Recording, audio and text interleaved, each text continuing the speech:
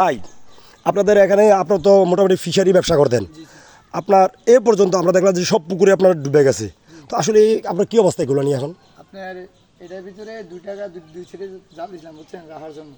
তো আল্লাহ নিয়ে গেলে তো কেউ রাখতে পারে না। ওই দিক দেওয়ার পরে ওই দিক দিয়ে দিয়েছি, দেওয়ার পরে ওই দিক দিয়ে পানিটা বন্যাটা আসছে, আসছে সবগুলো নিয়ে গেছে। আমি কিন্তু মাছের ব্যবসা করি বুঝছেন, জালো ভাই, এই জালটাও আমার জালো ভাই, এবং এই ব্যবসাও করি, ওটুও চালাই।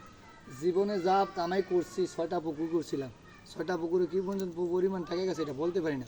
এই যে ঋণ আছে কিনা, যে মাছগুলো ফালাইতে ঋণ যাইছে? আছে, প্রায় 10 লক্ষ টাকা আমার ঋণ আছে। ওফ, মানে আপনার কিস্তি মিস্তি তুলছিলাম তো, আমরা কিন্তু নাই, আমরা যা কর্ম করছি তা তো শেষে।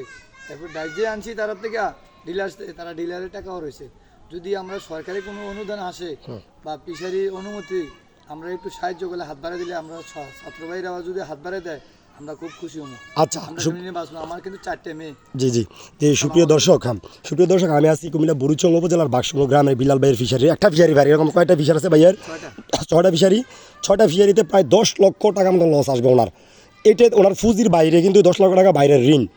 তো মৎস্য অধিদপ্তর থেকে যে সমস্ত সহযোগিতা থাকবে, এগুলো সহ সরকারি অধিদপ্তর থেকে, বিভিন্ন অধিদপ্তর থেকে, হ্যাঁ, যে ইয়াগুলো থাকবে, সহযোগিতা থাকবে, এই সহযোগিতার জন্য বিভিন্ন মৎস্য খামারি ভাইয়েরা সহযোগিতা যাচ্ছেন।